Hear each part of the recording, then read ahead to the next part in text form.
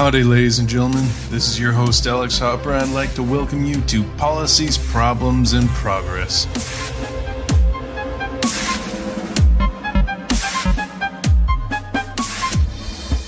On this show, we're going to be reviewing politics. I'm going to be giving you my personal take on the topics that you care about, and hopefully maybe providing you a new insight, whether it's the look in the middle, the look on one side, or the look on the other, or just an insane take that I have out of nowhere. But I hope that you all enjoy and gain some good insight, and I look forward to you all getting to know me and getting to hear my voice throughout this series.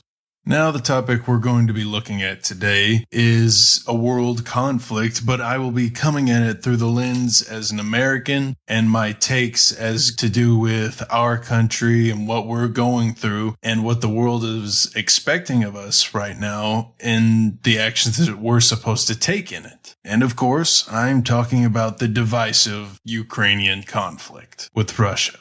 Now, I am going to preface this. I don't like Russia. I don't like any form of authoritarian government, so why I also despise the ATF and any sort of other government organization that imposes laws arbitrarily and corruptly to take advantage of anyone. And that includes countries that invade others or don't allow free speech to their citizens. I'm not here to argue whether the war in Ukraine is a good or a bad thing, or whether other world leaders in other countries should be involved in it, because honestly, I don't live in those countries. Where I live is the United States of America, where my vote counts is the United States of America, and that's the lens we're going to be looking at it in today. Now, how I usually like to do this show is to give both sides, then a look at the middle and my take.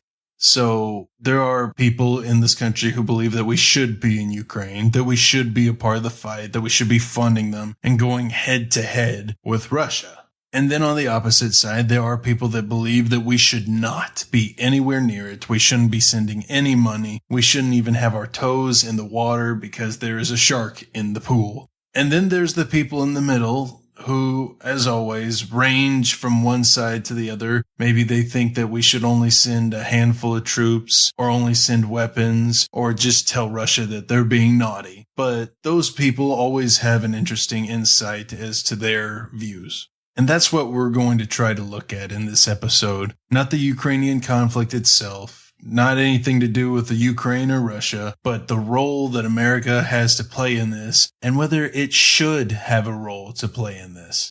Now, for those of you who are unfamiliar, although I wouldn't know how, Russia invaded Ukraine in February of 2022. This was an escalation of the Russo-Ukrainian war that's been going on since 2014, of course, where Russia engaged in similar behavior last time, but Ukraine for the most part stood strong against them. Many countries from around the world have been sending money, military equipment, and support, but none more than the United States. The weapon systems that we have sent have kept them battle effective and kept them in the fight against Russia. But they have also caused conflict and anger towards the United States from Russia, which, pissing off a nuclear superpower, it's your opinion what that does. But there are people and politicians, yes, they are separate things, in this country that believe we should be in Ukraine, that we should be supporting the fight in Ukraine.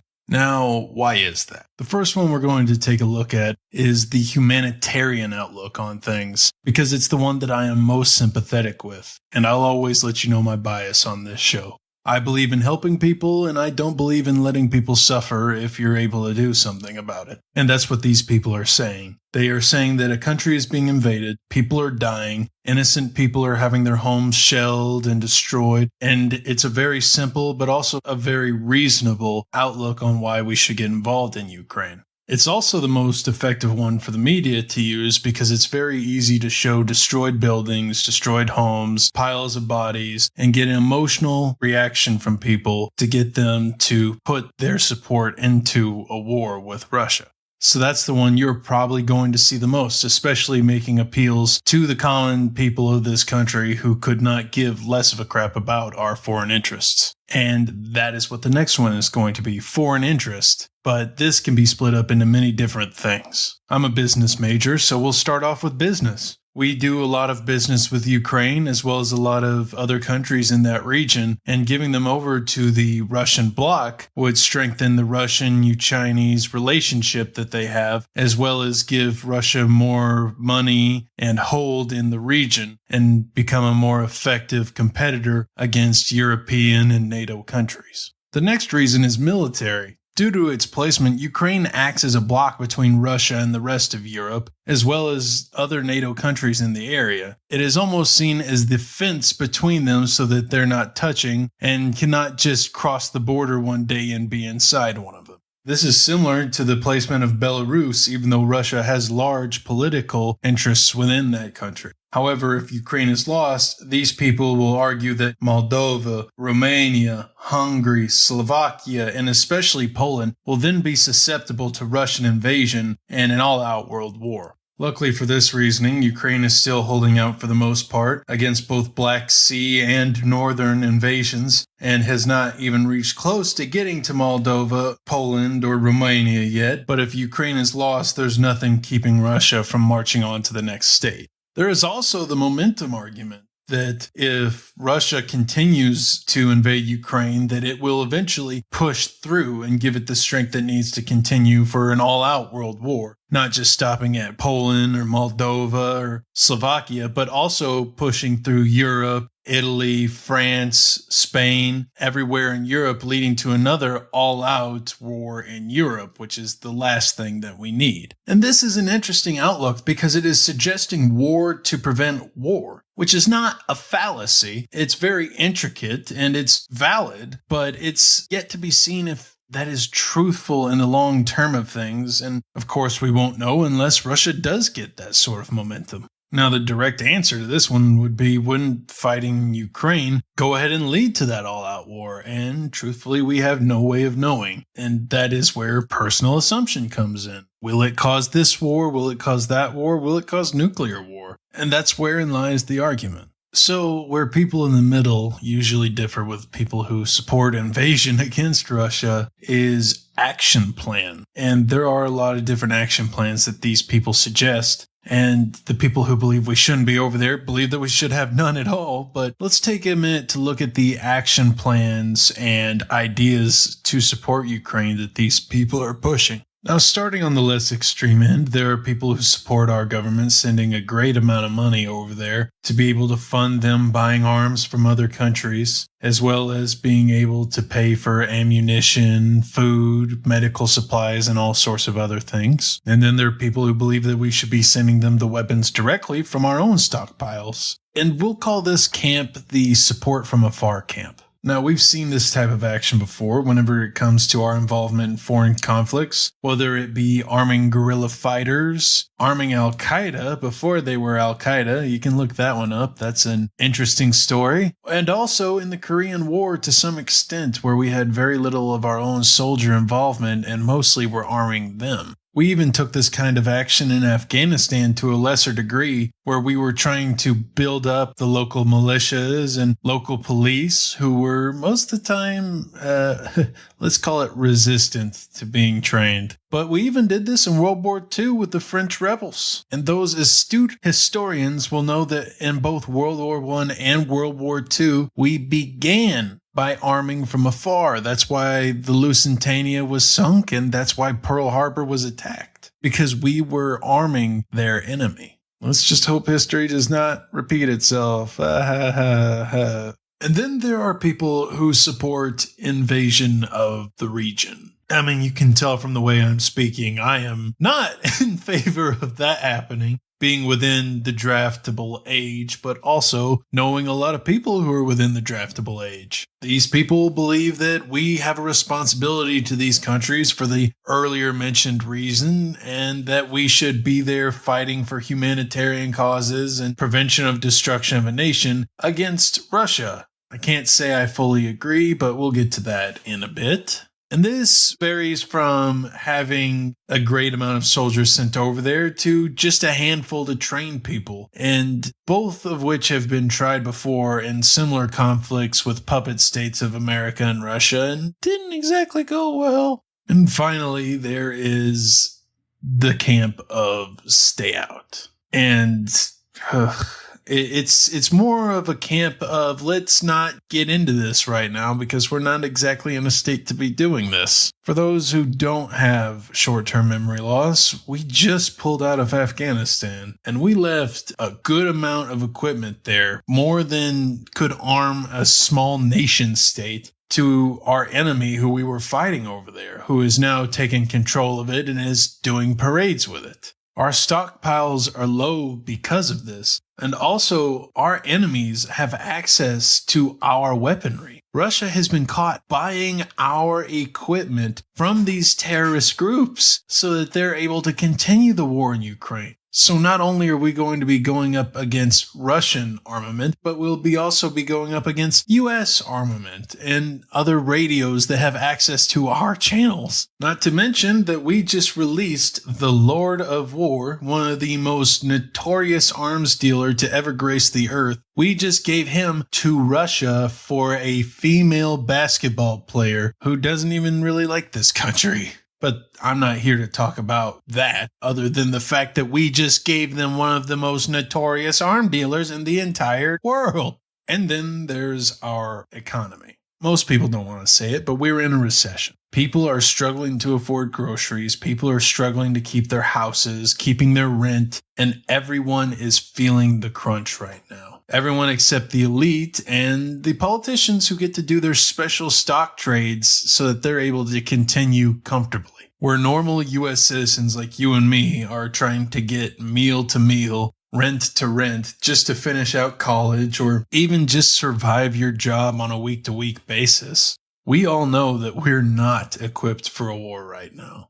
Our economy is tanked, our weapons stockpile is ruined, and people at Lockheed Martin are just creaming their britches waiting for another U.S. loan or U.S. money print to start making more weapons and more ammunition, but we can't be giving our money to them right now. And with the surge of disasters that we have been through right now, with the fires in Maui, the hurricanes hitting the southern part of the U.S., to even the silly little mud-trapped Burning Man, we are spread thin and across the entire country just trying to deal with our own problems. But because of the Ukrainian conflict, getting our politicians' attention has not been easy. As many know, Biden didn't bother going to Maui till a week later and just clogging up the streets. He still hasn't been to East Palestine. He only incoherently spoke for a little while to the hurricane survivors. And this is not a show to talk about Biden. I really couldn't give less of a crap about the guy. But every decision that he has made in his presidency, and that's not to let the senators off the hook, every decision that our politicians have made in the federal level has led to us being in probably the worst state to go to war in. Americans are struggling to feed and clothe themselves. Thousands of people are misplaced in Maui and in the southern U.S. from the hurricanes. All the while, billions and billions and billions of dollars still roll to Ukraine, while the rest of us are struggling to get by. And as this money printing continues, our money that we already have is worth less and less. It used to be, before the industrial military complex, people had to buy war bonds for us to go to war. The government couldn't just print more money. They couldn't just pull it out of thin air. They couldn't tax us to death to be able to afford the next level of horse crap stealth fighter. They actually had to beg the U.S. people for money. And you know how much politicians love begging. So throughout the years, they've installed more policies that give us more taxes, more burden, more pain, more hunger. All the while, they are sending just a stupid amount of money to Ukraine, which if you haven't been following headlines, the New York Times is finally coming around and saying, where's this money going? Where is this money winding up? And nobody has an answer. And as far as foreign interests, starting off with a business, we've already lost it. We are trying to fight to keep ourselves as the number one currency for the world, as the number one trade for the world, but we've lost it already to China. We've lost it the minute that Bill Clinton gave number one preferred trade status to that country. So it becomes a question of the kingdom versus the empire.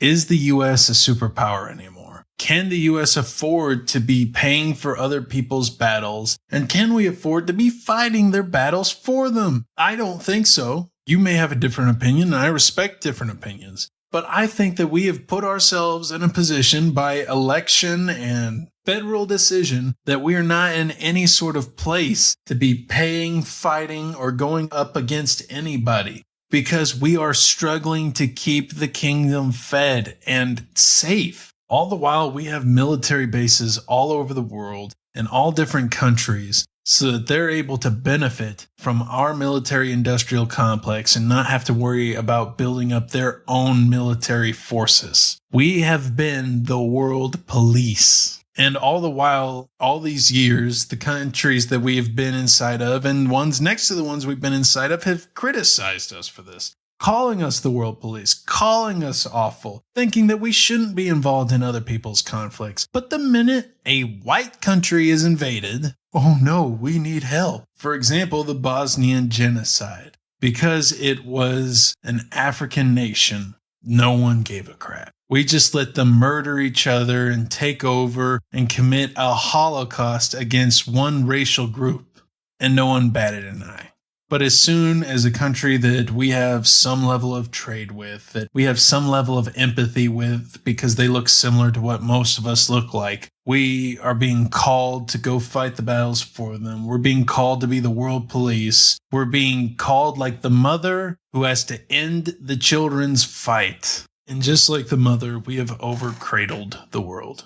These countries have become weak. They've become unable to fight their own fights. And because we've been installed for so long, most of them do not stand a chance against Russia. Are we responsible for that? Are we responsible for picking up the mess? That's your opinion. But there is a sense of responsibility, I think, but it still doesn't mean that we should be fighting their battles for them. It means they should come together in some sort of, I don't know, European Union and make some sort of military agreement to support each other and build up their own stockpiles, instead of relying on NATO, which, by the way, NATO just means U.S. There's other countries in it. We are the only ones who are military capable to do their fighting for them. And like I said, I believe in the humanitarian pain that's going on there. It is awful to see what these people are being put through. But we have our own humanitarian problems here in our own country. Our homeless problem is like it's never been before. Our drug crisis, the fentanyl crisis, Maui on fire, hurricanes, a southern border, all sorts of issues throughout this country. People rioting from immigrants being placed with them in their cities, prioritizing illegal immigrants' housing over the housing that the people in their own cities need. We have a humanitarian crisis as well. And we can't overlook ours to take care of someone else's, because you cannot pour from an empty pitcher. And finally, there's the obvious one, nukes. I believe maybe if we were in 1940, if we were in 1920, we may be in a spot where we could spare a few bucks. We could go over there, send a few men, because conflict meant isolated.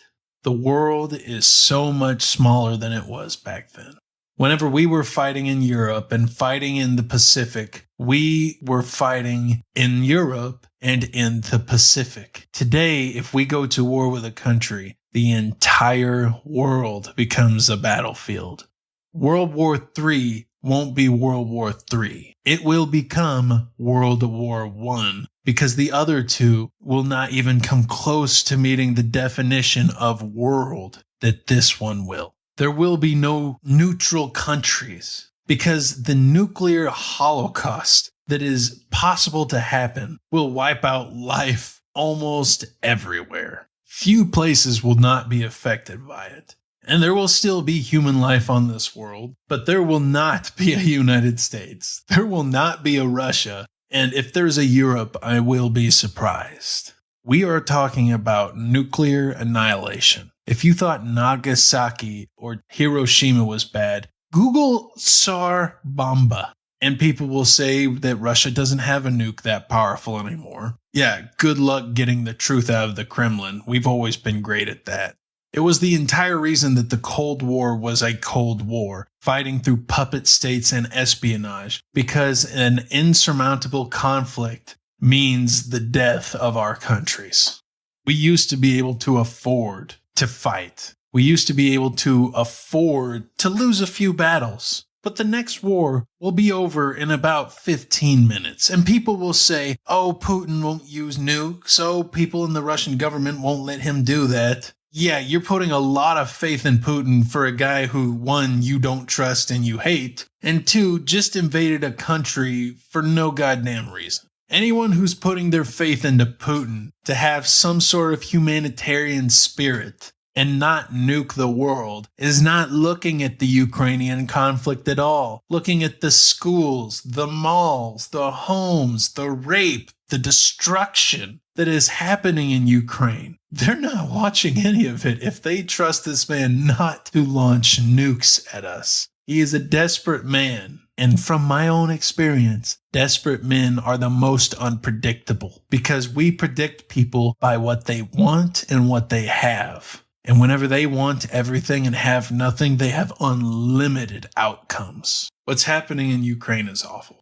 I hate that it's happening. I wish that we were in a place to do something about it. But because of the mistakes, the economic mishandling, the fumbling of our stockpile, the crisis that we face in our own country, as well as nuclear warfare being a possible option in this day and age, unlike any sort of warfare we've ever seen before, we cannot do anything about it.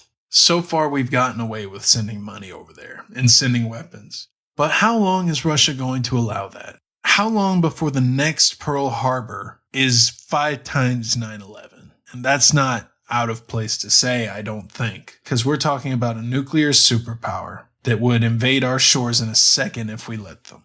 I'm a Christian, man. I hope and pray for peace. I hope and pray for good things to come. I pray for the people to be spared and anyone who's committed evil against them to be punished. But we have mishandled our country. We are no longer a superpower, and we cannot do anything. If we had been better at handling our economy, handling our military equipment, and ensuring that nuclear weapons are off the table for any country on the world, we may have had a chance. But unfortunately, that's not the world we live in. So just like the Bosnian genocide, except this time it's not a choice, we have to sit by and watch and hope and pray for the best. Because Lord knows that Putin will press that button in a second. The only hope that Europe has is that Putin knows if he nukes Europe, that the fallout will affect his own country. And defending that might be hard. But if it hits us, they won't even feel the splash. Again, I want to say I'm not pro-Putin. I don't like the guy. I think what he's doing in Ukraine is horrible. But we cannot afford nuclear war. We cannot even afford out of our pockets to pay for a war. We cannot afford our young men to go die in a war. And we cannot afford to sacrifice our country just over some virtue signaling. It's horrible. And I hope that we can still do something. But from the looks of things, it's only going to get worse and we're only going to be able to do less and less. And on that, I want to thank you for listening. Most episodes are not this depressing. In most episodes, I try to end off with a positive message. This topic is kind of difficult, but this has been Policies, Problems, and Progress with Alex Hopper. I've enjoyed having you all here. Have a wonderful day, stay safe, and remember to turn off the gas before you go to bed.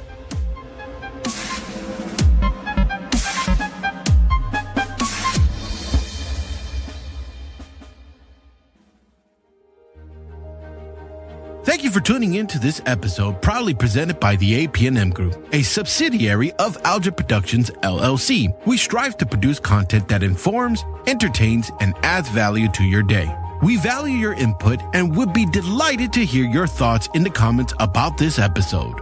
If you have questions, comments, or suggestions, please engage with us in the comment section or via our social media platforms. Your feedback helps us shape our content and uncover new topics that matter to our listeners.